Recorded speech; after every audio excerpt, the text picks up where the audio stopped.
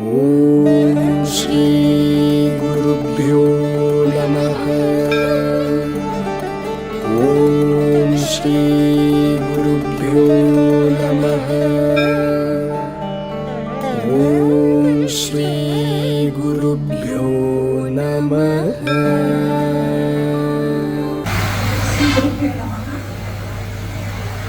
మనము ఈరోజు అత్యంత వైభవంగా మన శ్రీ శ్రీ పండరీనాథ స్వామివారి కార్యక్రమం అంటే ఆరాధన వార్షికోత్సవము జరుపుకున్నాము. ఎంత ఘనంగా జరిగిందంటే అది అందరి మొహాల్లో నాకు తెలుస్తూ ఉంది.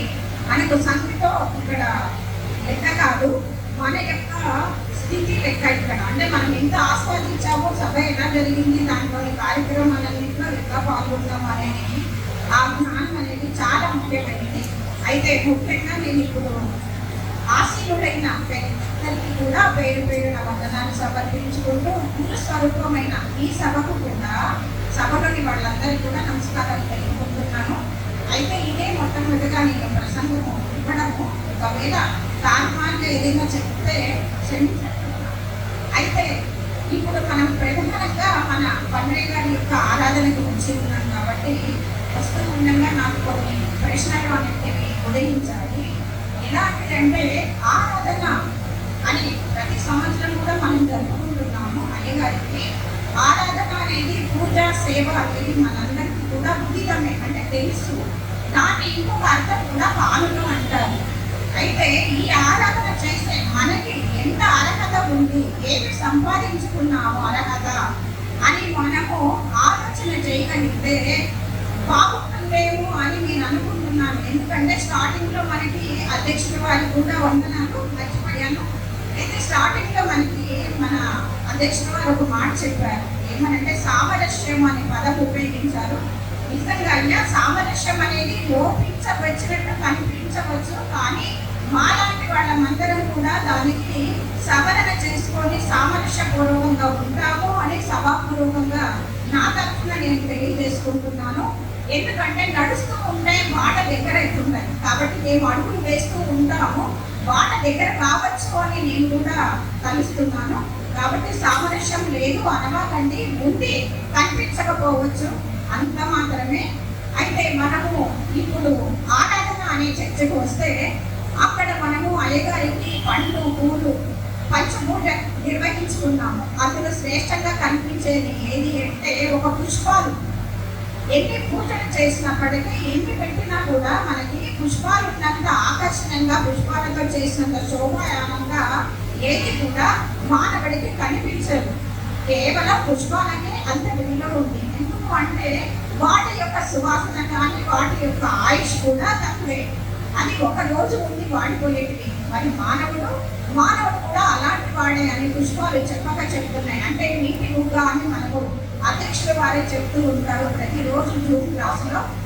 మరి అధ్యక్షుల వారు కూడా ప్రతిరోజు కూడా సాయంకాలం మాకు గోరుముద్దలు తినిపిస్తున్నారా అని ఒక్కొక్కసారి నాకు అనిపిస్తూ ఉంటుంది. ఎందుకంటే వారి పాఠాలలో మేము చెంప దెబ్బలు తింటాము, గోడ దెబ్బలు తింటాము, అన్ని దెబ్బలు తింటున్నాము. అంటే ఇక్కడ దెబ్బలు అంటే ఏంటంటే సవరణ చేసుకుంటున్నాము. కాబట్టి సవరణ చేసుకుంటూ సామర్థ్యంగా ఉంటాము. అయితే ఆరాధన అనే పుష్పాలు అలా మనము ఆ చోటికి వెళ్ళాలంటే, పండరి గారి పాదాల చెంతకు వెళ్ళాలంటే మన హృదయ పుష్పాలను మనం అంత విజ్ఞతగా, అంత జ్ఞానపూర్వకంగా, అంత పవిత్రంగా తెచ్చుకున్నామా, వసలుకుంటున్నామా, ఉన్నామా అనే ప్రశ్న నాకు ఉదయించింది. ఎందుకంటే అవి భౌతికంగా కనిపించే పుష్పాలు, కానీ గురు బిడ్డకు హృదయమే పెద్ద పుష్పము, తానే పెద్ద పుష్పము. కాబట్టి ఎవరి గురువులకు వాళ్లకు పాద పుష్పాలు కాగలిగామా అని నాకు అనిపించింది. అవును కాదు అనే ప్రశ్నకు సమాధానం మనమే ఎవరికి వాళ్ళు వేసుకోవాలి. ఎందుకు అంటే మన శివరామ దీక్ష ఏం చెప్తుందంటే జన్మరాహిత్యం, అహప్రాహిత్యం అంటుంది. కానీ ఆ రెండు విడవకుండానే మన పూజా పుష్పాలుగా అయ్యగారి చెంతకు వెళ్ళాలంటే, అంటే మన గురు మహారాజు చెంతకు వెళ్ళాలంటే అది సాధ్యం కాని పని. ఎందుకు అంటే మనకి సంప్రదాయంలో ఏం చెప్పారు, విత్తన శుద్ధి అని చెప్పారు, విషయవాంఛనకు దూరంగా ఉండాలి అని చెప్పారు. మరి మనం ఏం చేస్తున్నాము? విషయ వాసనలలో విషమంతా పొలుముకుంటున్నాము. త్రికరణ శుద్ధి ఉందంటే అది ఎప్పుడో కోల్పోయాము. కానీ ఎవరైనా నడుస్తూ ఉంటే మాట వస్తుంది అనే విధంగా ఈ విషయ వాసనలు దూరంగా పెట్టి జన్మరాహిత్యం కోసం ప్రయత్నం చేస్తూ త్రికరణ శుద్ధిగా పదార్థ రహితము. ఇప్పుడే మనకు అయ్యగారు చెప్పారు, మన మేడిపట్టి భీమయ్య నాయన గారు చెప్పారు. ఏమని చెప్పారు? ఇది రహస్యం, గురు రహస్యం, ఏకృత్తమం నిత్య అనుష్ఠానం శిష్యశుద్ధి. ప్రతిరోజు అనుష్ఠానం చేస్తున్నాము. అనుష్ఠానం చేసిన వాళ్ళకి ఎంతవరకు అహం అనేది రహితమవుతుంది అనే ప్రశ్న వేసుకుంటే, మరి మనము పవిత్రమైన పూజా పుష్పాలమ్మ మన గురు మహారాజు మన పండితనాథ స్వామి వారి పాదాల కడుపు చేరడానికి ఎంత అర్హత ఉంది మనకి? ఎందుకంటే ఆ పుష్పానికి ఉన్న స్వచ్ఛత మనకు ఉందా? మన హృదయాన్ని ఒక పుష్పంగా చేశామా? ఒక పీఠంగా చేశామా? అయ్యగారికి సమర్పించుకున్నామా? దానికి ఎంత అర్హత ఉంది ఈ ప్రాంగణంలో మనం కూర్చోవడానికి అని ప్రశ్న వేసుకున్నాను నేను. ఎందుకంటే ఇది ఎంతో పుణ్యభూమి, ఎంతో పుణ్యస్థలం. ఈ ప్రాంగణం కూడా పుణ్యం చేస్తుందేమో అనుకుంటాను నేను. ఎందుకంటే ప్రతి సంవత్సరం ఇదే ప్లేస్లో ఇక్కడే అయ్యగారి సన్నిధానంగా ఇది ఏర్పడింది.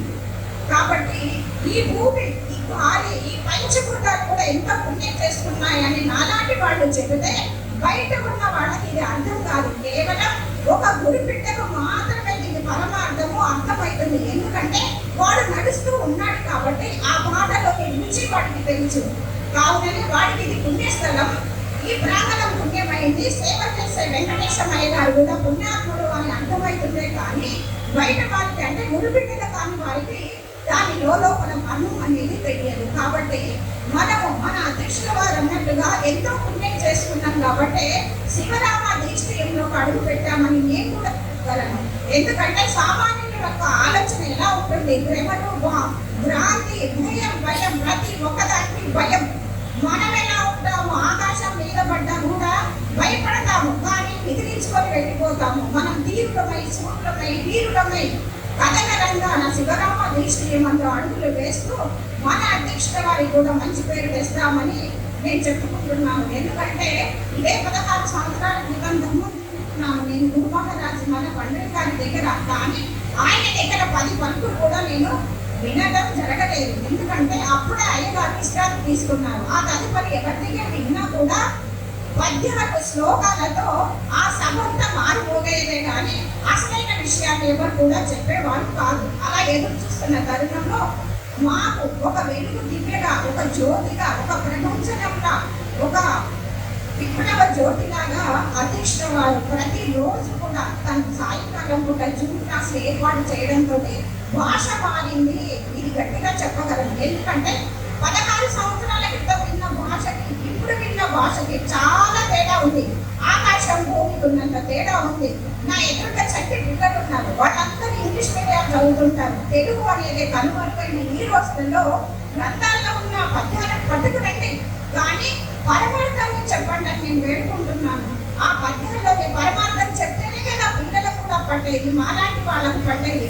పద్యాలను తీసుకొచ్చి మా ముందు విసిరి పడేస్తే పద్యాలు మాత్రమే చదివి వెళ్ళిపోతే మేమెలా పట్టుకుంటాం? కాబట్టి భాష మార్చుకోండి, భావన మార్చుకోండి, మమ్మల్ని మార్చండి అని నేను కూడా పెద్దలందరికీ సవినయంగా మనం చేసుకుంటున్నాను. అయితే దీక్షితులు వారు ఒకటే చెప్పారు, అహంరాహిత్యం, జన్మరాహిత్యం అని ఆయన మనకి నాణాలు తీసేయండి అని ఎంతో వేడుకోలుగా చెప్పారు. ఎలాంటి నాణాలు అంటే అహంకార రాహిత్యం, మనకి మమకార రాహిత్యం, అహం పదార్థ రహితం, జన్మరాహిత్యం అన్ని కలగలిపి ఎలా చెప్పారు? ద్వాదశి సోదరులో ఒకదానిలో ఒకటి ఇవి చెప్పారు.